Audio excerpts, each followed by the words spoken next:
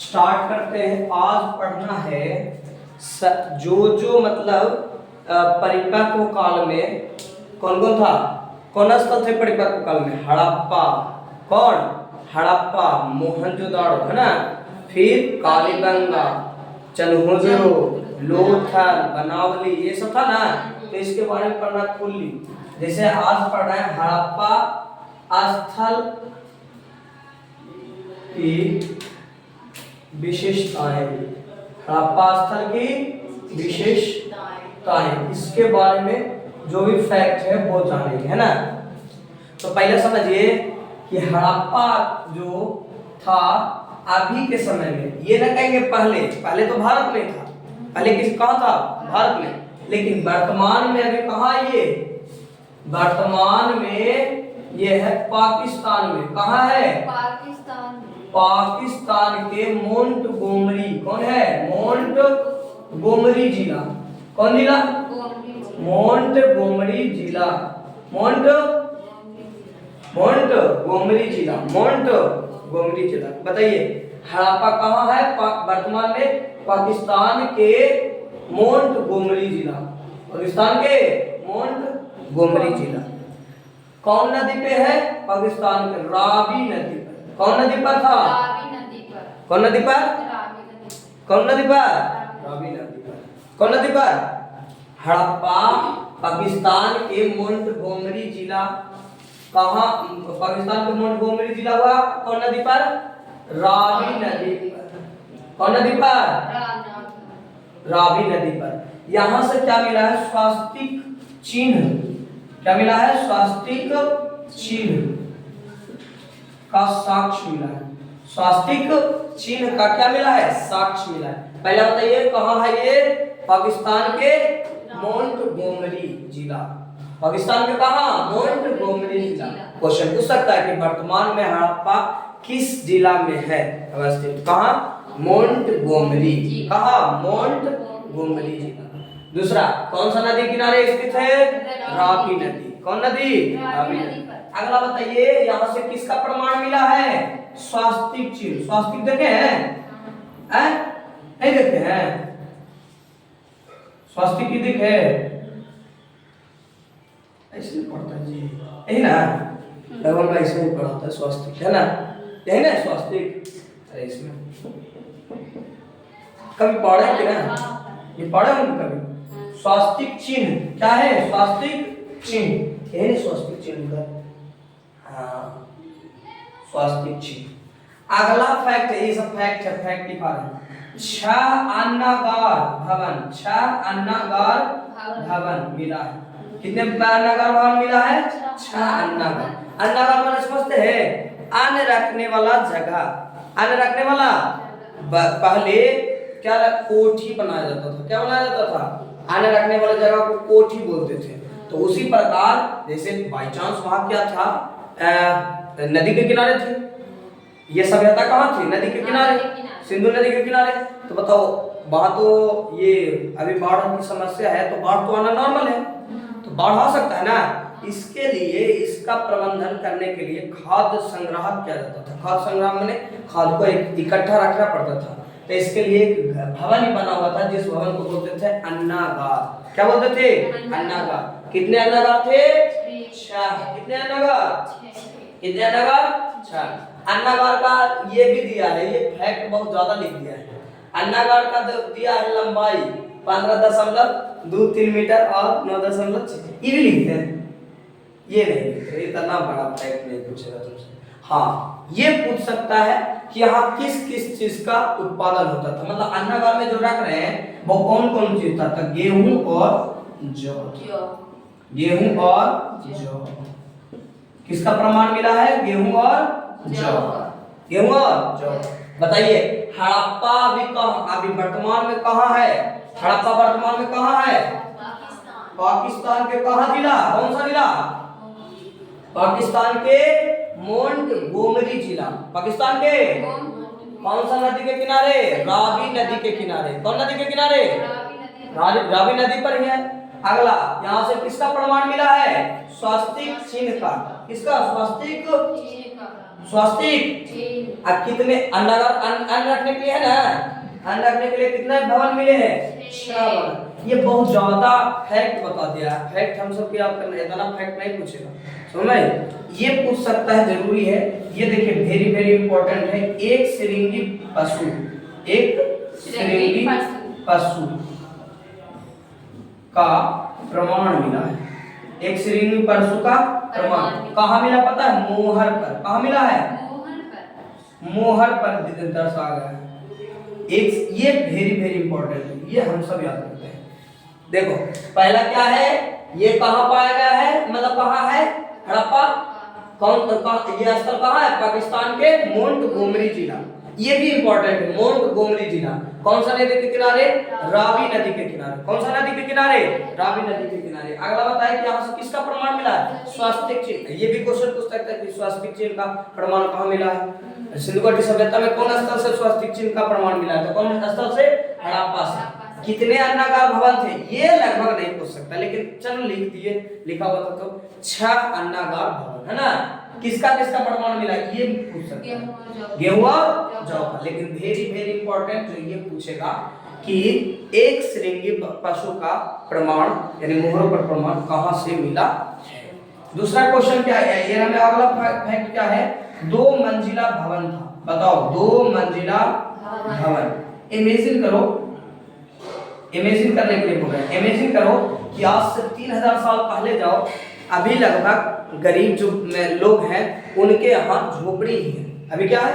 झोपड़ी है। लेकिन 3000 वर्ष पीछे जाओ, 3000 कहाँ, 3000 अपना सीधा 2000, 5000 पीछे जाओ, उसके बाद भी कितना मंजिला था?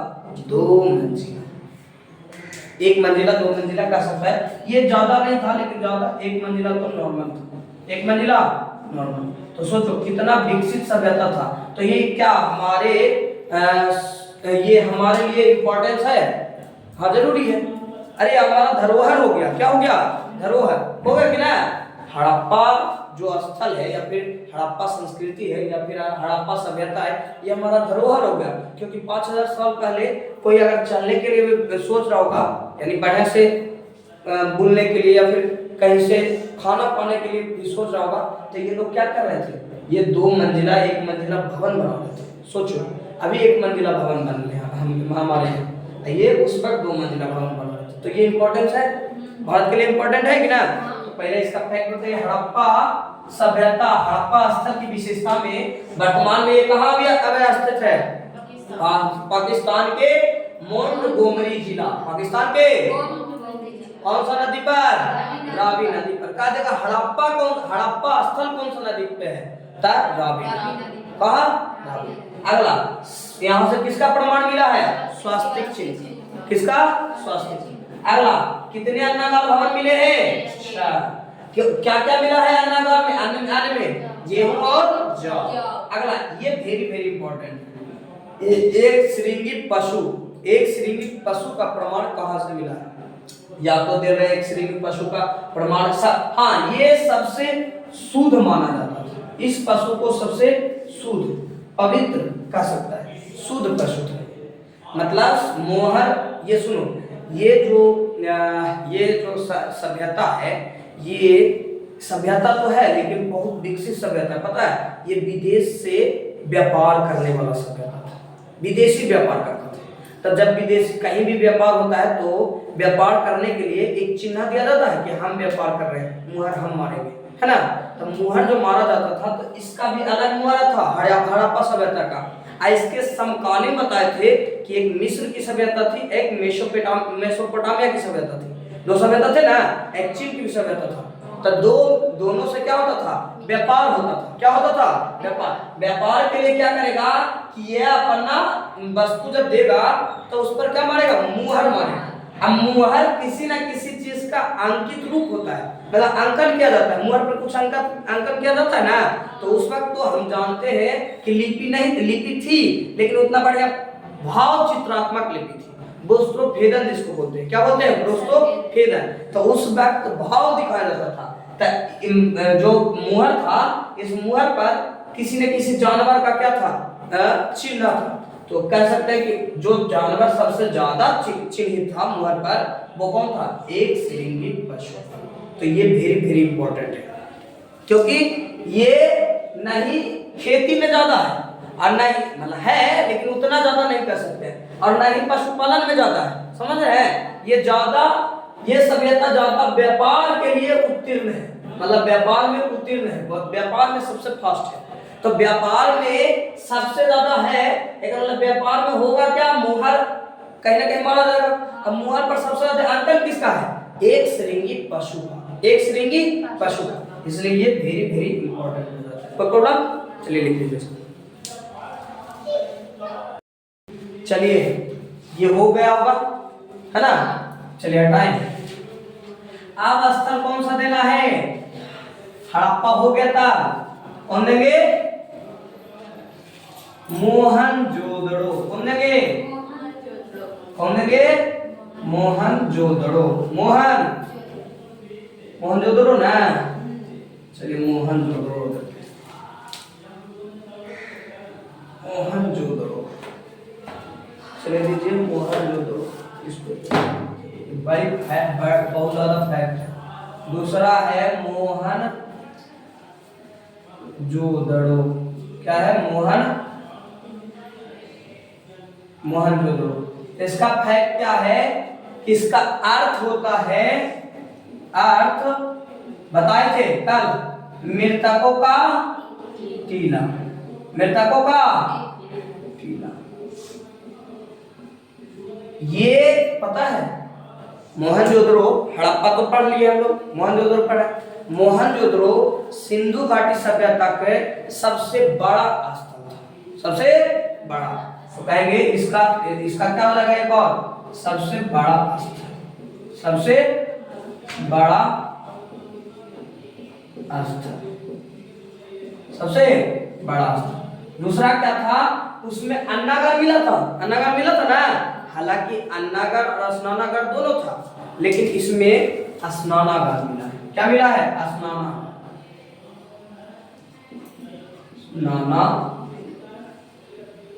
एवं अन्नागार दोनों, एवं अन्ना। ये अन्नागार को समझ में आया? किसके लिए था? अन्न रखने के लिए। क्यों? विशेष परिस्थिति में, मतलब दयनीय स्थिति में ये अन्न का प्रयोग हो सके। स्नानागार किस लिए था? स्नान करने का जगह। कौन करने का जगह? ऐसा माना जाता था, बनावट ऐसा है, उसका बनावट ऐसा है कि चारों ओर से एक नहीं होता है, कुंड जैसा बना हुआ होता है चारों ओर से। अरे कभी राजगीर गए हैं? राजगीर गए हैं? तो वहां ना बना हुआ है नीचे में हरा वाला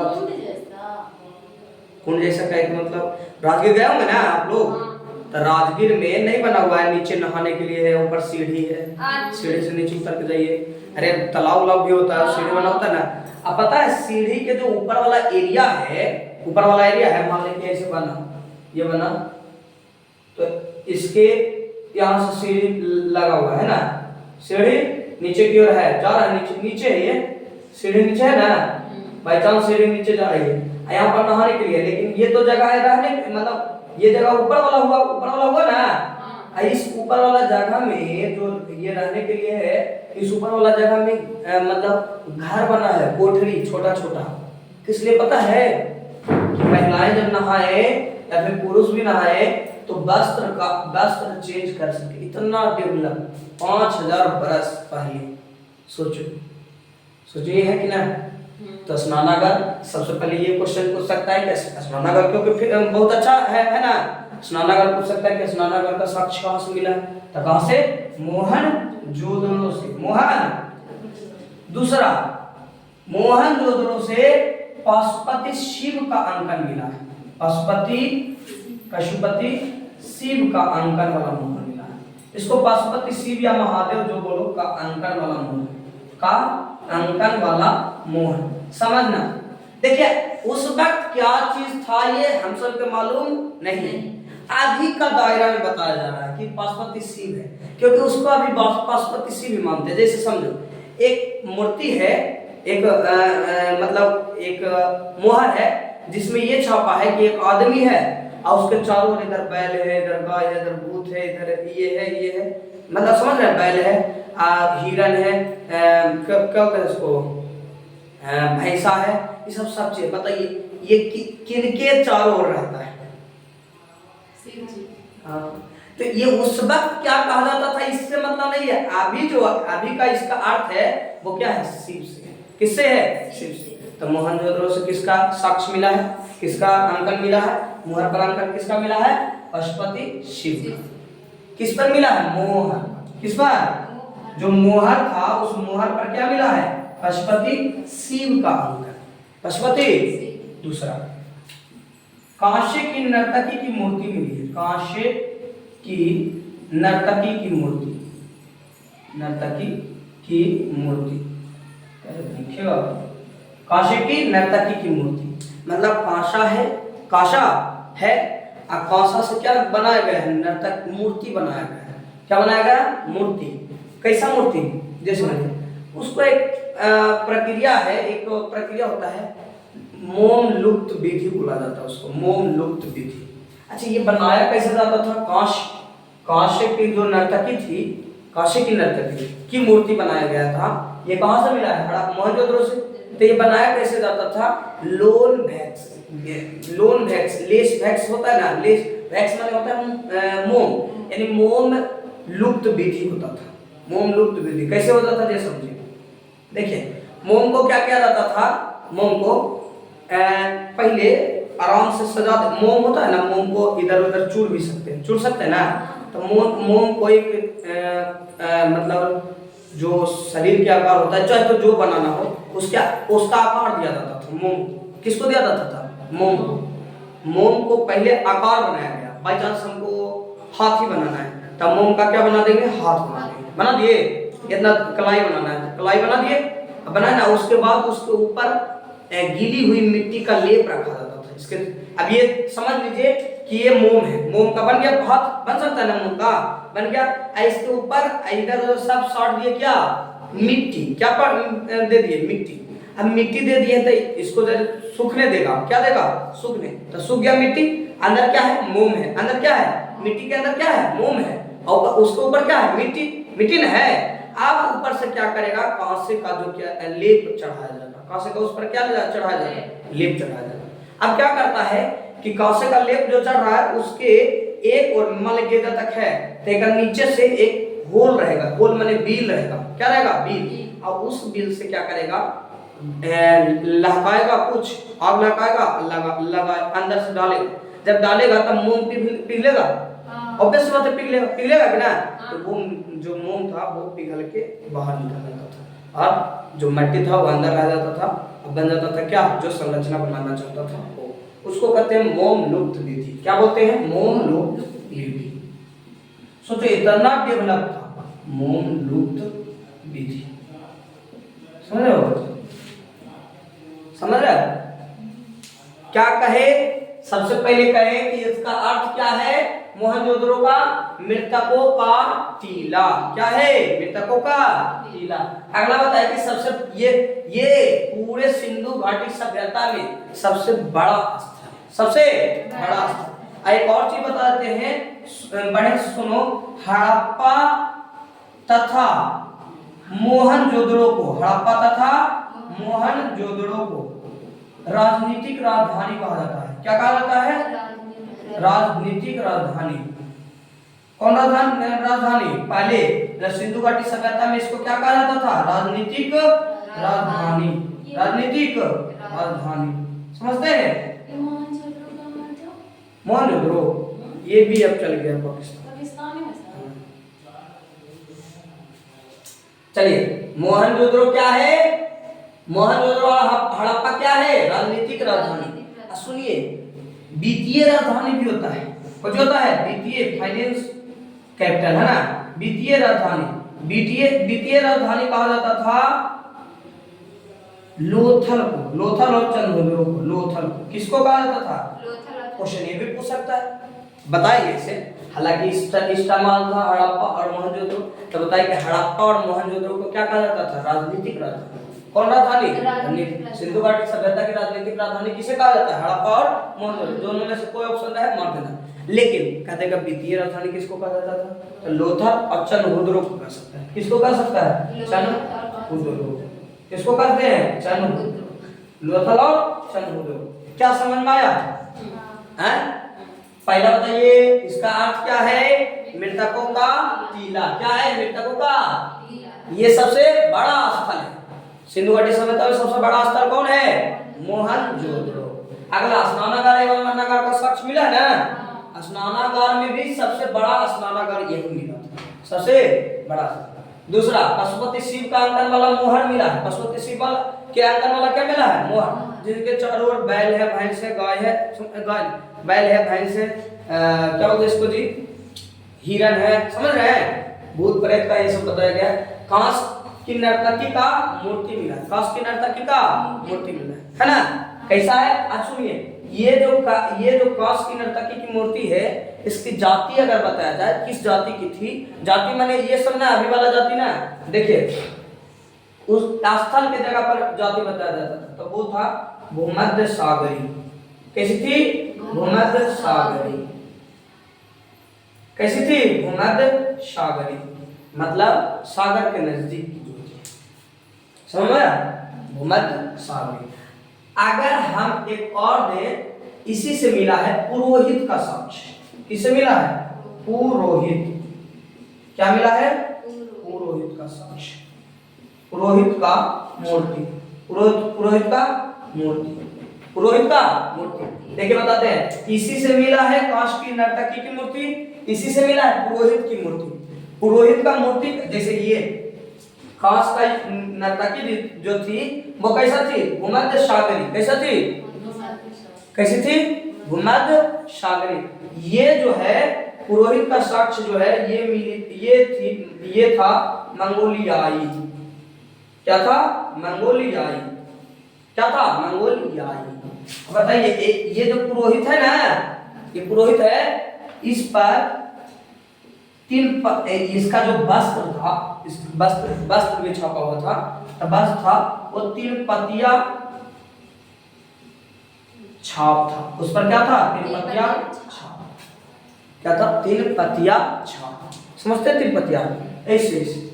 अभी उसका फोटो दिखाएंगे, ऑनलाइन वाला को फोटो डाल देंगे हो सके तो, नहीं तो फिर कैसे किया जाए, मतलब फोटो देख लेंगे, दोनों साइड में लगाएंगे।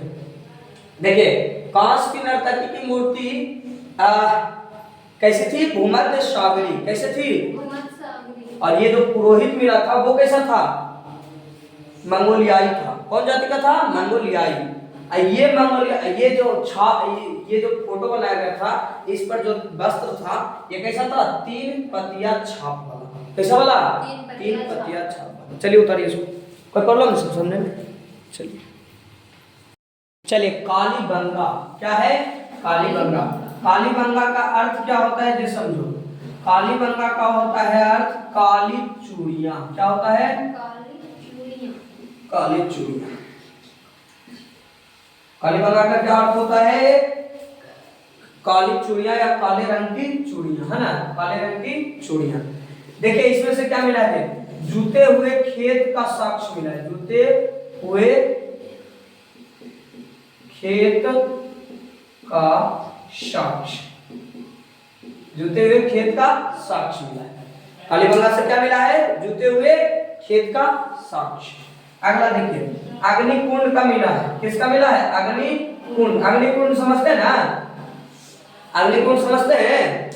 अग्निकुंड किसको कहते हैं? अग्निकुंड, अग्निकुंड ना समझते हैं? शादी में होता है, शादी में ना होता है अग्निकुंड, ऐसे तिरछ बनाया जाता है अग्निकुंड। अग्निकुंड का साक्ष्य मिला। और दिया हुआ है, हाँ इसमें था, देखिए बहुत अथी लिखा, एक पल्ला वाला दरवाजा, एक पल्ला वाला दरवाजा, एक पल्ला वाला दरवाजा, एक पल्ला वाला क्या मिला है? दरवाजा मिला है। अलंकृत ईंटें मिला है। अलंकृत, आप समझिए सब बात को। अलंकृत ईंट, सुनिए देखिए कालीबंगा का क्या अर्थ होता है? काली चूड़ियां, काले रंग की चूड़ियां। कालीबंगा से किसका साक्ष्य मिला है? जूते हुए खेत, मतलब जूता, जुताई होता है उसका। एक मतलब जूते हुए खेत का मिला तो फसल के भी मिला होगा, हुआ हो ना। तो विभिन्न विभिन्न प्रकार के फसल, विभिन्न प्रकार के फसल। तीसरा क्या है? अग्निकुंड, समझते हैं ना? हाँ। एक पल्ले वाला दरवाजा, एक पल्ला का दरवाजा, डबल पल्ला नहीं, एक पल्ला का दरवाजा। अगला है अलंकृत ईंट। अलंकृत ईंट किसको कहते हैं? ईंट है लेकिन रंगा हुआ, ईंट है लेकिन कैसा हुआ है? रंगा हुआ, समझ में आया? सजाया हुआ है तो उसको कहते हैं अलंकृत ईंट। चलिए छाप लीजिए, छाप लीजिए, क्या मारिए तो स्क्रीनशॉट ऑनलाइन वाला तुरंत मारने के बाद। आज के लिए इतना ही। तीन के मतलब लेके चल रहे हैं। 3 स्थल का एक दिन बताएंगे, फिर 3 स्थल का एक दिन बताएंगे, खत्म हो जाएगा, परिपक्व वाला खत्म हो जाएगा। चलिए आज के लिए इतना ही।